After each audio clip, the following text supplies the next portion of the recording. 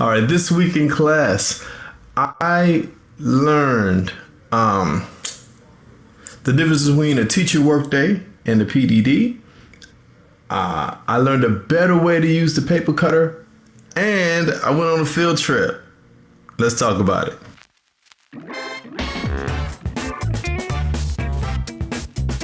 All right, so this is week 10. If you don't know, my name is Mache Allen. I am a new second grade teacher. I think for me, it's kind of a big deal because I'm a little bit older, starting a new career track. So definitely want to help anybody who has never taught before.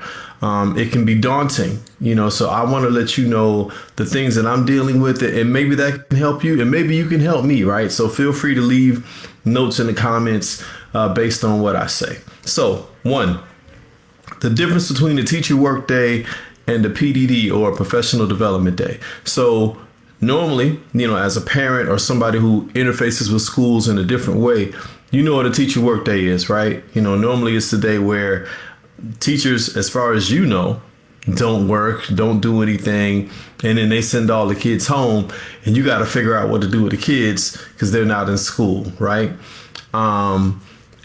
And from a teacher perspective, I was really excited about this, right? Because this is the first one, that I've had, and I'm like, okay, teacher workday. I can get caught up on some things, I can straighten up some things, I can do some work in my classroom. But that's not what it was. It was a PDD, which is a professional development day. So as opposed to kind of just having the full day to do whatever it is that I needed to do in my classroom, there were a lot of trainings on different things that we have to manage and do in school. Probably the one that I like the best, and it's a trainer that I've seen before. She talks about building relationships with your students, and how if you don't build a relationship with your students, then you can throw teaching out the window, because children tend to not want to learn from people that they don't like or people that they don't have a connection with. So as a teacher, while it's important to get through the curriculum, while it's important to stay on the schedule, it's very important to connect with the kids and make sure they're connected to you. So when you say things, it matters and they care. So I did do that. I learned some more things about what needs to happen in my classroom. I think I do have an actual teacher workday coming up in the next couple weeks. So looking forward to that. All right. The other thing that I learned was a better way to use the paper cutter. So what I've been doing, and you let me know if you've been using a paper cutter the way that I've been using it, or if you knew how to do what I learned already. You can leave that in the comments. So paper cutter, right? If you could see it in your head, big rectangle, has like maybe a ruler looking type situation going through the middle, and then like a bunch of grid boxes. Of course, there's the knife arm or the blade arm to the right, and then there's an edge at the top.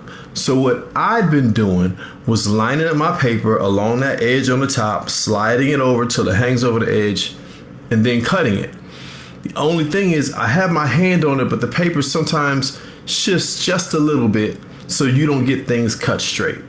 I saw somebody else using it, and what I didn't realize, so that big blade has like this kind of U-shaped metal thing on it. I never knew what that was, never paid any attention to it. That actually holds your paper down so it will not move. I was like, really? So now when I use a paper cutter, I don't line it up on that top edge.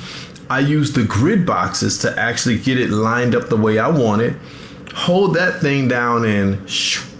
Now the tricky part is making sure that you have it lined up so when it cuts where you want it. You catch the replay? Yes, ma'am. Thank you. I appreciate it.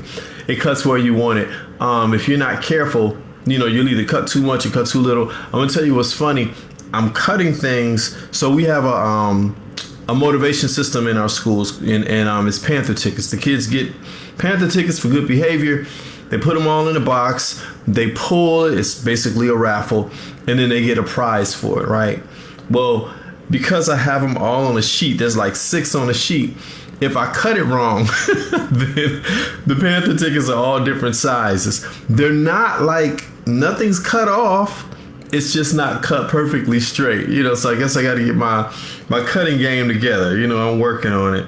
But I just think it's so funny that I keep learning something new about using all of these office supplies every week. And then I think being at these lower grade levels, I'm probably going to use office and crafting things that most people never do. I know in the second grade building, there's a lot of die cut things. So there's letters, like there's a board, and I guess there's some type of, the letter it's foam and it has a blade. And if you put like a piece of construction paper on it, you can press down and it'll cut out your letter. I haven't played with that yet. So once I do, I'll let y'all know what's going on with that. Okay. Also, I went on my first, and maybe last, field trip. So we went to like a nature park. Interesting. So here's the funny thing about a nature park. You have to be quiet or the animals run away. Well, we took a bunch of second graders.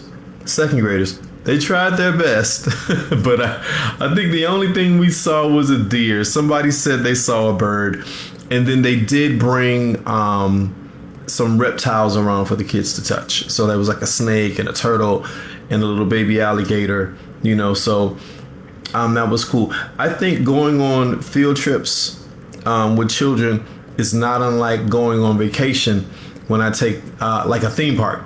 When I take my kids, it's not necessarily fun because there's so much watching and making sure that everybody's careful. So it's definitely work.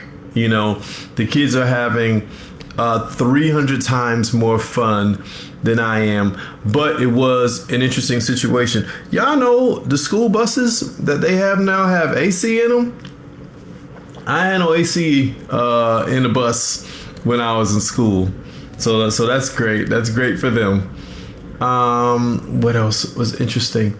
I did take some pictures. What's great about, I guess maybe one great thing about field trips is you kind of have a lot of opportunities to take pictures so you can send them to the parents and kind of connect them to the classroom.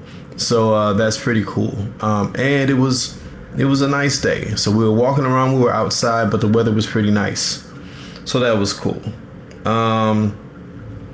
Monetary policy. So remember I told you I have a motivational system connected specifically to my classroom, and I'm passing out money, and I was like, oh no, I'm running out of money.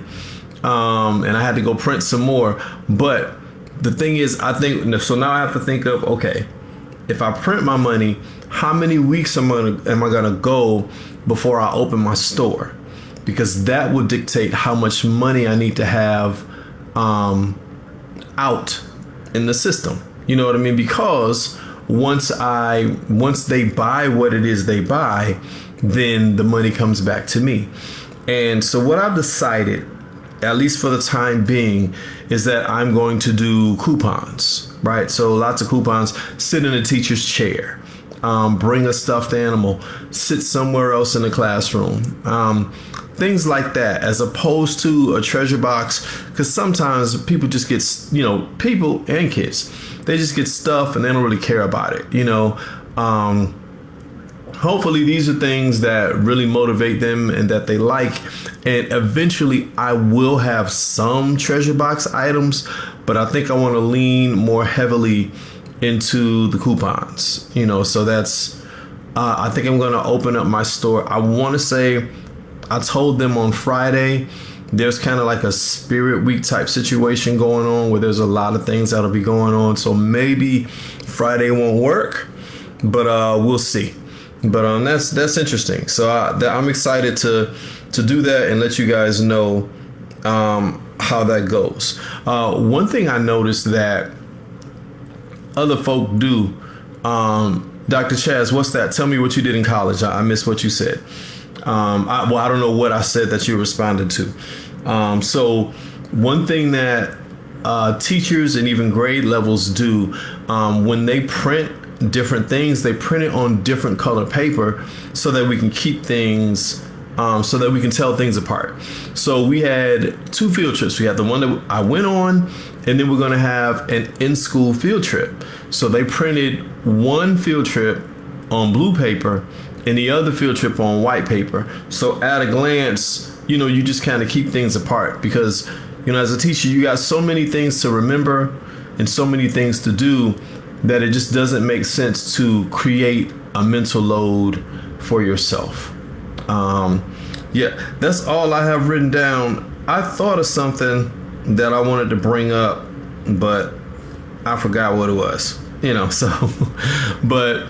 So these are this was my week in class. I think I want to do another craft next week. I haven't done one in a while. I think there's definitely a thing to teacher planning. The more you plan, the less you have to figure out in the moment, and then the less that you're bothered by distractions, because you know exactly what it is you're supposed to be doing. And even if you get knocked off the path, you can come back because you have a plan. But sometimes if you don't get things ready the night, the day, the week before, and then you come in and you scramble and try to do stuff in the morning, that's not great. One thing that's good is our grade level does do grade level planning. So if I wanted to do something different, I could plug it into what's there. But if I was just having one of those days and I'm out of it, then I could actually go back to the grade level lesson plan and just pull from there if there's just nothing in my brain at the time. So yeah, of course, you see my class wish list. Feel free, to pour into that and to help out my students. And of course, if you wanted to adopt my class, let me know. I'll send you some information on how to get that done, because there's just so many things that we need in a classroom that the school system doesn't provide. You can have whatever thoughts you want about that. It is what it is. So we do need help, and things outside of educational things, just tissue, hand sanitizer, wipes, right? Like one thing that I have them do, because I'm like, ooh, you doing this every day. I have the kids wipe down their desk at the end of the day, right? Because I'm trying to, watch out for germs and keep everybody healthy. Well, I got like 19 kids. So that means that there's 19 wipes that move every day, right? So how many wipes come in the box? Even if there were 100, well, that means in 5 days, I'm out, and parents do kick in. Some parents do kick in at the beginning of the year, and I could probably reach back out, but these things go. Tissue, all you need is a nice little cold season, or flu season, and then a lot of your Kleenex tissue is gone. Dr. Chaz says that she did study bucks for items that were donated. She caught people studying in the study room. Yeah, I have my money, and I'm giving that out a certain way, and I'm wondering if I should loosen the reins on that. But definitely the school behavioral motivational tool, I'm giving that all out all the time. So when they do things that they're supposed to do, like I say things like, I'll ask a question and say, I need a quiet hand. So when they say, ooh, ooh, ooh, I'm like, I can't hear you because your hand's not quiet. I can only respond if the hand's quiet. So when they do that, or when we get ready to line up, I tell them to be the way they're supposed to be in the classroom before we even leave to go out. So I try to make sure that I constantly reward good behavior. And so this is one of the things that was said in during PDD in the workshop, was that a lot of times as teachers, we will correct behavior, but we forget to praise good behavior. And your, as far as positive to negative interactions are supposed to be, what's up, Marita? Positive to negative interactions, and Marita's a coach, so she probably can confirm this, should be 3-to-1, right? So for every time I say, hey, get your feet out the chair, put them on the floor, I need to find 3 ways to say something positive to that kid, because the negative stuff sticks better. And now this is wild. Any kids in your class that are deemed ESE, they need their positive to negative interaction needs to be 20-to-1. And if I correct the class, then I also need to say something positive to the class, not just to one person, but to the class, and these things create just a positive atmosphere in your room, and it's so easy to correct people and to forget to say positive things, because you feel like when they do the right thing that this is just what they're supposed to do, and you blow it off and you don't say anything. No, because at some point, if you're only correcting behavior and you're only correcting specific behaviors from specific children, the kids that do what they're supposed to do, that want your attention, are like, well, if that's the way to get attention, I'm gonna act a fool too.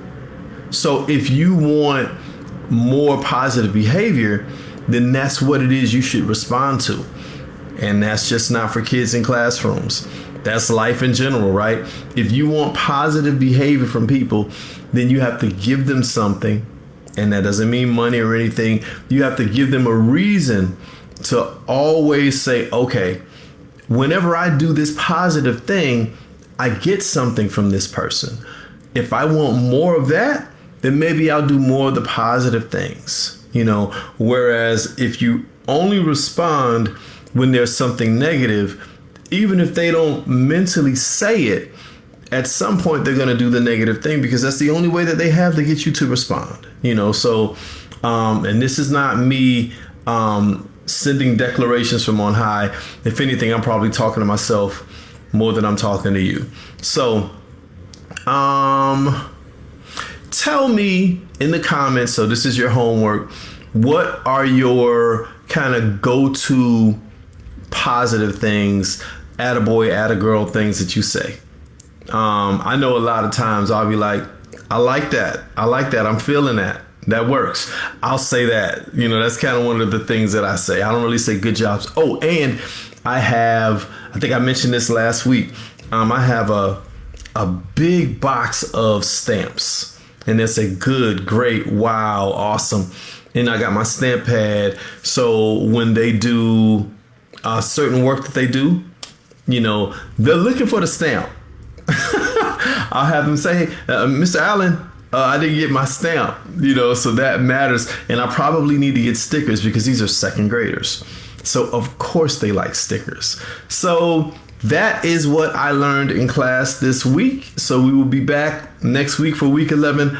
I am thinking I want to, what's the best word? I want to say systematize, but that ain't it. But I want to do this on the same day every day, so you guys can have something to look forward to and you'll know when I'm going to show up. So I'm thinking that this week in class will air on Fridays at 5:30. That's what I'm thinking. Fridays at 5:30 is when I'll go live with every new episode. So we're looking at, this is week 10. So week 11, let's look for that. Life is life. Things happen. If nothing else, I will leave a note if I got to change it. All right, y'all, take care and you have a good week. And I hope you learned something in class this week too.